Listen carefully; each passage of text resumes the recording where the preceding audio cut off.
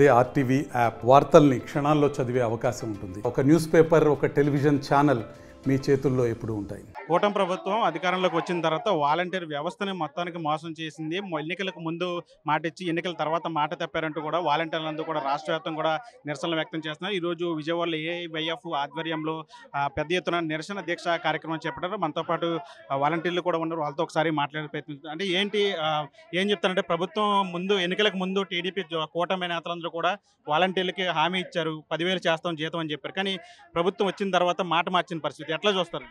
ఇది చాలా దురదృష్టకరం అండి.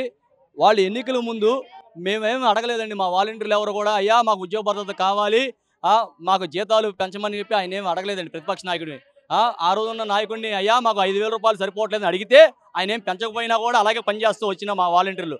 కానీ ఈయన ఉన్నట్టుండి ఉగాది రోజున పచ్చడి తిని తీపి గుర్తుతో మీ అందరికి ఉగాదిలో చెల్లెమ్మలారా తమ్ముళ్ళారా నా మాట నమ్మండి, మీకు మీ నాయకుడు మిమ్మల్ని మోసం చేస్తున్నాడు, మానస పుత్రికల పేరుతో మిమ్మల్ని మోసం చేస్తున్నాడు తప్ప మీకు ఉద్యోగ భద్రత కల్పించట్లేదు, నేను మీకు ఉద్యోగ భద్రత కల్పిస్తాను, మీకు ఈ రోజున 5,000 రూపాయలు ఏం సరిపోతే పెట్రోల్ రేటు పెరిగింది, కందిపప్పు రేట్లు పెరిగింది, నిత్యావసర సరుకుల రేట్లు పెరిగినాయి, దాని తగ్గట్టుగా నేను మీకు 10,000 రూపాయలు చేస్తానమ్మా అని చెప్పేసి వాగ్దానం చేసి ఎన్నికల మేనిఫెస్టోలో పెట్టుకున్నారు. ఎన్డీఏ కూటమిగా పెట్టుకున్న వ్యక్తులు మేము వారి మాటలను నమ్మి చంద్రబాబు నాయుడు గారు అధికారంలోకి వస్తే డెఫినెట్గా మాకు ఉద్యోగ భద్రత కల్పిస్తారు, మా వాలంటీర్లకి ఖచ్చితంగా 10,000 రూపాయలు గౌరవం ఇస్తారని నమ్మి ఖచ్చితంగా ఉడత సాయం అంటారు చూసారా, ఉడత సాయంగా మేము మా కుటుంబ సభ్యులు అందరం కూడా చంద్రబాబు నాయుడు అధికారం రావాలని మనస్ఫూర్తిగా కోరుకొని మేము చేయగలిగింది మేము చేయగలిగాం.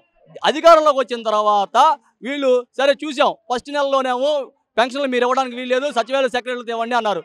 సరేలే వాలంటీర్లు లేకపోతే ఇక్కడ ఏమి జరగదని అన్నారు కాబట్టి మీరు చేయాలనుకుంటున్నారు, తప్పేమీ లేదులే అని మేము మనస్ఫూర్తిగా మీరు అనిందాన్ని కూడా స్వాగతం పలుకుతూ మా సచివాలయ సెక్రటరీకి చేత కాదు కాబట్టి మేము వాలంటీర్లుగా ఉండి కూడా అన్అఫీషియల్గానైనా సరే మా ప్రజలకు ఇబ్బంది పడకూడదు, మా కుటుంబ సభ్యులు వాళ్ళేమి ప్రజలు కాదు, మా కుటుంబ సభ్యులుగా మేము భావించి 5 సంవత్సరాలు పనిచేసాం కాబట్టి వాళ్ళు ఇబ్బంది పడకూడదని తీసుకెళ్ళి సచివాలయ సెక్రటరీతో ఇప్పించడం జరిగింది.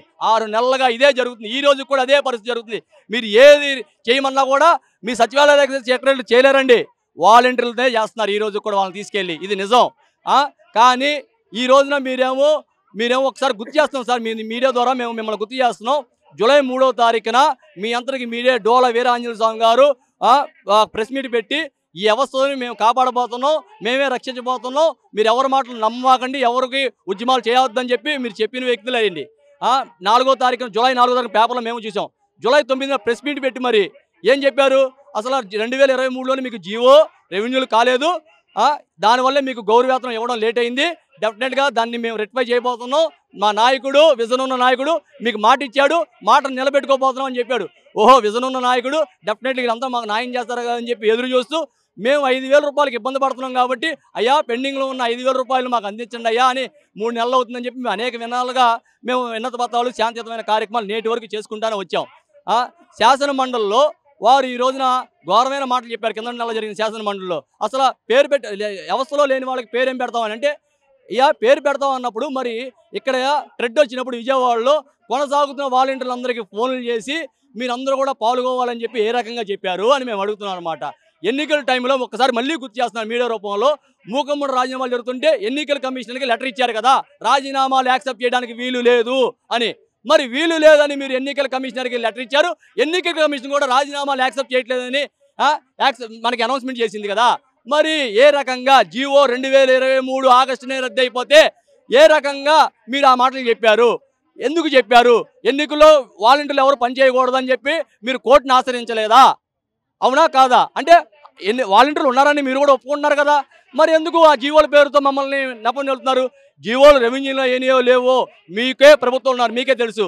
అయ్యా మేము ఒకటే అడుగుతున్నాం, పాలక వర్గంలో మీరు ఉన్నారు, మరి మద్యం పాలసీ మీద జీవో తీసుకొచ్చారు కదా, కొత్త జీవో, పాత జీవోను రద్దు చేశారు కదా, కొత్త జీవోతో ఈరోజు మద్యం పాలసీ నడుపుకెళ్తున్నారు కదా, అదే జీవోలతో మాకు రెవెన్యూలు చేయండి అయ్యా, ఒక కొత్త జీవో తీసుకొచ్చి మా 2,60,000 కుటుంబాలని మీరు ఏదో సిస్టమేటిక్గా లేదన్నారు, సిస్టమేటిక్గా పెట్టుకొని నడిపించమని చెప్పేసి మేము అడుగుతున్నాం. ఈరోజు అడుగుతున్న భాగంగా విజయవాడలో మా ఆత్మగౌరవ దీక్ష అంటే 5 సంవత్సరాలు మా కుటుంబ సభ్యులతో మేము సేవ చేస్తే కుటుంబ సభ్యులతో మీరు పని లేదు అని చెప్పేసి వాళ్ళు తేల్చి చెప్పడం సరైన పద్ధతి కాదని చెప్పి మా ఆత్మభంగం కలిగిందని చెప్పి ఆత్మగౌరవ దీక్ష 50 గంటలు విజయవాడలో ప్రారంభిస్తున్నాం. ఇది విజయవాడలో ప్రారంభం మాత్రమే, ఇది ఆరంభం బిగినైంది, దీని అంతం మా చేతిలో ఏమి ఉండదయ్యా. మీరు మాత్రం మంచి మనసు, మీరు మంచి ప్రభుత్వాన్ని స్టిక్కర్లు వేసుకోవడం కాదు, మంచి ఆలోచన చేసి ఈ 2,60,000 మంది కుటుంబాలని మీరు చక్కగా న్యాయం చేయగలిగితే డెఫినెట్గా మేము కూడా మీరు మంచి ప్రభుత్వం అని చెప్పి ఏ వైపుగా మేమే డబ్బు కొట్టి మరి చెప్తామయ్యా. రాష్ట్రం అంతా కూడా మేము కోరేది ఒకటే, ఈ 2,60,000 కుటుంబాలకు న్యాయం చేయమని. లేని పక్షంలో గ్రామీణ ప్రాంతం నుంచి ఉద్యమాన్ని కూడా బిగించైపోతున్నాం. రానున్న రోజుల్లో కూడా గ్రామీణ, మండల, నియోజకవర్గాలుగా, జిల్లాల వారిగా కూడా బిగినవుతున్న ఈ ఉద్యమం నీ ఇంటికి వచ్చి చేరుద్దయ్యా. ఆ పరిష్కారం చేయడం చాలా ఇబ్బంది పడతావు. దయచేసి 2,60,000 మంది కుటుంబాలంటే నువ్వు తక్కువ ఆలోచిస్తున్నాయేమో. వీళ్లతో ఒక కుటుంబానికి 70 కుటుంబాలతో మమేకమైన వాళ్ళయ్యా. ఇప్పుడు కూడా 40-50 కుటుంబాలు వీళ్ళు కావాలని కోరుకుంటున్నారు కాబట్టి వాళ్ళు కూడా రోడ్డు ఎక్కారనుకో నువ్వు ఇబ్బంది పడతావని చెప్పేసి సనివివరంగా మేము మీడియా రూపంలో అలాంటి పరిస్థితి రానికుండా వాలంటీర్లు న్యాయం చేయమని చెప్పేసి మీ ద్వారా కోరుకుంటున్నాం.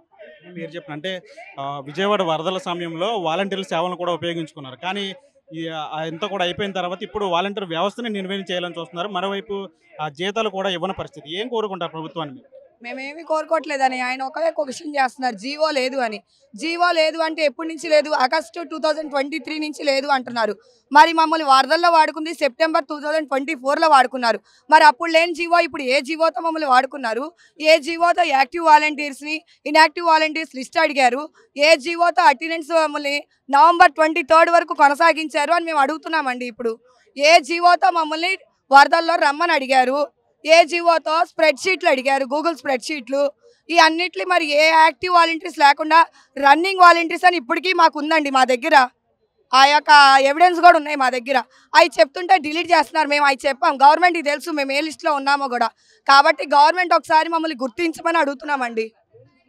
మీరు చెప్పండి, అంటే ఎన్ని నిరసనలు చేసి ఎన్ని దీక్షలు చేసినారు, ప్రభుత్వం స్పందించట్లేదు, ఏం చేయబోతారు వాలంటీర్? మేమైతే ఈ నిరసనలు అయితే ఆపమండి. వాళ్ళు స్పందించేదాకా చేస్తాం. మేము స్పందించకపోయినా ప్రజలు స్పందిస్తారండి. ఎందువల్లంటే ఇప్పుడు ప్రజలకి వాలంటీర్ అవసరం అంటే ఏంటి అన్నది బాగా తెలిసి వస్తుంది. ప్రస్తుతానికి ఇప్పుడు ఎక్కడికి వెళ్ళినా సరే మేము ఇంతకుముందు ప్రజల దగ్గరికి వెళ్ళేవాళ్ళం, కానీ ఇప్పుడు ప్రజలే మా దగ్గరకు వస్తున్నారు. ఏంటమ్మా వాలంటీర్ వ్యవస్థ ఇంకా తీసుకురాలేదేంటి? మీకు గతంలో ప్రభుత్వంలో ఎలక్షన్కి వచ్చినప్పుడు మాట ఇచ్చాడు కదా చంద్రబాబు నాయుడు, 10,000 ఇస్తాను అని, వాలంటీర్ వ్యవస్థను ఉంచుతాను అని మాట ఇచ్చాడు కదా. మరి మాట ప్రకారం చేయాలి కదా అనేసి ప్రజలే మమ్మల్ని తిరిగి అడుగుతున్నారండి. ఎందుకు మీరు నిరసనలు చేయట్లేదు, ఎందుకు ఉద్యమాలు చేయట్లేదు అని ప్రజలు మమ్మల్ని అడుగుతున్నారు తిరిగి. అదే మేము మీరు అన్నట్టు గత 2 నెలల నుంచి చేస్తున్నామండి. ఇప్పటికొచ్చి ప్రభుత్వం నుంచి ఎటువంటి రిప్లై కూడా రావట్లేదు. మాకు రిప్లై రావట్లేదు. మాకు ప్రజలు అడుగుతున్నారు, అమ్మ ఇంకా వాలంటీర్స్ రావట్లేదేంటి? గత ప్రభుత్వం చెప్పింది వాలంటీర్ వ్యవస్థ తీసేయము అని. వాళ్ళ మాట ఇన్ని కూడా మేము వాలంటీర్ వ్యవస్థ ఉంటుంది, ఖచ్చితంగా మాకు సేవ చేసే వాళ్ళు అయితే ఉంటారు ఈ వ్యవస్థలో అని మేము ఓటేసాము. మీరు ఉంటారు కదా అని చెప్పడంతో మేము ఓటేసాం. కానీ ప్రభుత్వం మిమ్మల్ని ఎందుకు తీసుకోవట్లేదు, మీరు ఎందుకు ఎలా ఊరుకుంటున్నారు, మీరే నిరసనలు ఉద్యమాలు చేయండి ఇంకా మమ్మల్ని వాళ్ళే ప్రోత్సహిస్తున్నారండి. ప్రజలు ప్రోత్సహిస్తున్నారు మమ్మల్ని.